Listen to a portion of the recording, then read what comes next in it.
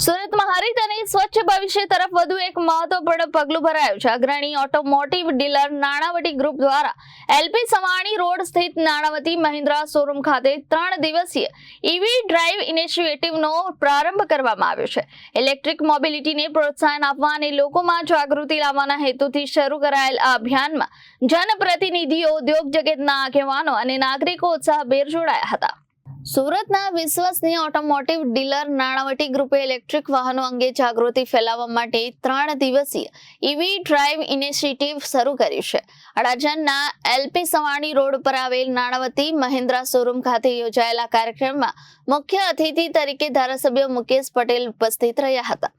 આ કાર્યક્રમ દરમિયાન ધારાસભ્ય મુકેશ પટેલે પર્યાવરણ સંરક્ષણ અને સ્વચ્છ ઉર્જાના મહત્વ પર ભાર મૂકતા નાગરિકોને ઇલેક્ટ્રિક વાહનો અપનાવવાની અપીલ કરી હતી। તેમણે પ્રધાનમંત્રી નરેન્દ્ર મોદીના ગ્રીન ઇન્ડિયા અને સસ્ટેનેબલ મોબિલિટીના વિઝનને આગળ વધારવા સૌને સહભાગી બનવા અનુરોધ કર્યો હતો। નાણાવટી ગ્રુપના સીઈઓ ગૌરવ વશિષ્ઠે જણાવ્યું હતું કે ઇલેક્ટ્રિક મોબિલિટી માત્ર ટેકનોલોજીનો બદલાવ નથી, પરંતુ આવનારી પેઢી માટે વધુ સ્વચ્છ અને જવાબદાર ભવિષ્યનું નિર્માણ કરવાનો માર્ગ છે। કંપની ગ્રાહકોને પર્યાવરણ મિત્ર પરિવહનના આધુનિક વિકલ્પો ઉપલબ્ધ કરાવવા પ્રતિબદ્ધ હોવાનું તેમણે જણાવ્યું। જનરલ મેનેજર હર્ષિલ પટેલે જણાવ્યું કે આગામી 3 દિવસ દરમિયાન ઈવી પ્રદર્શન, ગ્રાહક જાગૃતિ કાર્યક્રમો, નિષ્ણાંત માર્ગદર્શન, મીડિયા ઇન્ટરેક્શન અને અનુભવ સત્રોનું આયોજન કરવામાં આવ્યું છે, જેથી લોકો ઇલેક્ટ્રિક વાહનોની ટેકનોલોજી તેમજ તેના આર્થિક અને પર્યાવરણીય ફાયદાઓને નજીકથી સમજી શકે। અભિયાન અંતર્ગત ઈવી વાહનોનું અનાવરણ, જાગૃતિ રેલી અને વિશેષ પ્રદર્શનનું પણ આયોજન કરવામાં આવ્યું છે। નાણાવટી ગ્રુપે સુરતના નાગરિકોને આ 3 દિવસીય ઈવી ડ્રાઈવ ઇનિશિયેટિવમાં સહભાગી બની ઇલેક્ટ્રિક મોબિલિટીના નવા યુગનો અનુભવ કરવા આમંત્રણ પાઠવ્યું છે। નમસ્કાર। દેશના યશસ્વી વડાપ્રધાન નરેન્દ્રભાઈ મોદી સાહેબ ગઈકાલે જ 4399 દિવસ પૂર્ણ કરીને ભારત દેશની અંદર ચૂંટાયેલા વડાપ્રધાન તરીકે પહેલા એવા વ્યક્તિ છે કે એમણે 4399 દિવસ પૂર્ણ કરી સમગ્ર દેશે એમને વધાવી લીધા છે। ત્યારે નરેન્દ્રભાઈ મોદી સાહેબના ઇલેક્ટ્રિક મોબિલિટી, ગ્રીન ઇન્ડિયા પહેલને મજબૂતને આગળ બનાવવા માટે નાણાવટી મહિન્દ્રા દ્વારા એક સરાહનીય આયોજન કરવામાં આવ્યું છે। આપણે સૌ જાણીએ છીએ કે દેશની અંદર પેટ્રોલ, ડીઝલની જે રીતે કિંમતો વધી રહી છે અને ગ્રીન ઇન્ડિયા તરફ આપણે એક નવું પગલું ભરવા જઈ રહ્યા છે, ત્યારે નાણાવટી મહિન્દ્રા દ્વારા સમગ્ર સુરતની જનતા માટે 3 દિવસ એમના શોરૂમની ઉપર આ ઇલેક્ટ્રિક ઈવી વાહનોનો ડેમો રાખવાનો કાર્યક્રમ રાખવામાં આવ્યો છે। આજે જોયું છે કે 4 જેટલી નવી કારો એમણે જે લોન્ચ કરી છે। ખરેખર જે કારો લોન્ચ કરી છે, જે બહાર વિદેશોમાં જે કારોની કિંમત છે એના કરતાં સ્વદેશી મેક ઇન ઇન્ડિયાની જે બનાવેલી જે કાર છે એ ખૂબ સરસ છે। અને હું આપણા દ્વારા લોકોને વિનંતી કરું છું કે તમે આવો અને જે રીતે જે નવી ટેકનોલોજીવાળી જે કારો બનાવી છે એને આપણે ઉપયોગ કરીએ અને પેટ્રોલ ડીઝલની બચત પણ કરીએ।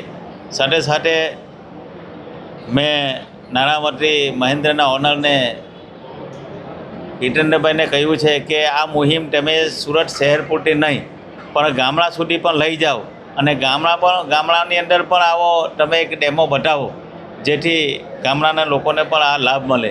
અને કિંમત 14 લાખથી ચાલુ કરીને 35 લાખ સુધીની સારામાં સારી કાર, એસયુવીથી લઈને તમામ પ્રકારની કારો અહીંયા ઉપલબ્ધ છે।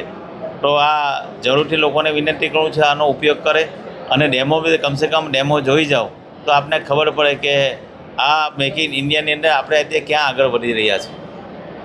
તરફથી આપ સૌનું, મીડિયા કર્મીઓનું હાર્દિક સ્વાગત છે। ચાલુ દિવસ દરમિયાન તમારી ફરજોના ભાર ટળે આમાંથી સમય કાઢવો એ કેટલું મુશ્કેલ હોય છે એ હું ચોક્કસપણે જાણું છું અને એ સંજોગોમાં આપનો સૌનો ખાસ આભાર માનું છું। આજે એક ચળવળ છે, આપણે એને મુવમેન્ટ કહી શકીએ, ગો ગ્રીન. તો ગો ગ્રીન મુવમેન્ટ આપણે અહીંથી ટ્રિગર કરીએ છીએ. તમને કદાચ જાણીને નવાઈ લાગશે કે ઓલ ઓવર ઇન્ડિયામાં જ્યારે 3 થી 5% EVનું પેનિટ્રેશન હતું, ત્યારે સુરત એક જાગૃત શહેર તરીકે 6 થી 7% પર હતું. અને મિડલ ઇસ્ટની ક્રાઇસિસ પછી ઓલ ઇન્ડિયા કદાચ 6 થી 7% પર પહોંચ્યું છે પેનિટ્રેશનમાં. તો આપણે સુરત ખાતે 15%થી પણ વિશેષ છીએ. એટલે સુરતનો એ અભિગમ રહ્યો છે કે નવી અને સાંકડી ટેકનોલોજી હોય તો એને ચોક્કસ અપનાવવી અને માણવી. તો આપના થકી હું સુરતવાસીઓને અને આજુબાજુના રહીશોને, સુરત ડિસ્ટ્રિક્ટના ગામડાના રહીશોને વિનંતી કરવામાં આવું છું કે જ્યારે હવે આ એક ટેકનોલોજી હાથ વગી છે, ત્યારે ચોક્કસપણે એનો ઉપયોગ કરે. ફોસિલ ફ્યુલની પાછળ જ્યારે કરોડો ડોલરનું આપણું વિદેશી હુંડિયામણ ખર્ચાતું હોય છે, ત્યારે આ એક જે મોદી સાહેબે ઓલ્ટરનેટિવ આપણને એડોપ્ટ કરવાનું કીધું છે, તો એ ચોક્કસપણે વિચારીને એને સ્વીકારીએ. અને કદાચ આપણામાંથી ઘણાને ખબર હશે તેમ 2030 સુધીમાં ટ્રાન્સપોર્ટ મિનિસ્ટ્રી, એટલે કે જે અત્યારે ગડકરી સાહેબ ચલાવે છે, એમનું એક સ્વપ્ન છે કે 30% પેનિટ્રેશન 2030 સુધીમાં પેસેન્જર વ્હીકલમાં EVનું કરવું. તો ચોક્કસપણે જ્યારે ભારત એ દિશામાં આગળ વધી રહ્યું છે, તો સુરત ખાતે આપણે એને લીડ કરી રહ્યા છીએ, કારણ કે આપણે 15%ની ઉપર તો અત્યારે પણ પહોંચી ગયા. તો એ બધામાં પણ આપ સૌનો, મીડિયાકર્મીઓનો ફાળો અમૂલ્ય છે. આપ જે અવેરનેસ ક્રિએટ કરો છો એ છેવાડાના માણસ સુધી પહોંચતી હોય છે. એટલે એ તમારી મુહિમ ચાલુ રાખજો અને ગો ગ્રીન તરફ, સસ્ટેનેબલ મોબિલિટી તરફની આપણું જે પ્રયાણ છે તેને પૂરતું પ્રેરક બળ મળી રહે એવા આપ સૌ તરફથી પ્રયત્નો થાય એવી આશા રાખું છું. Thank you. Reporter Arvind Rathod, Janadesh news, Surat.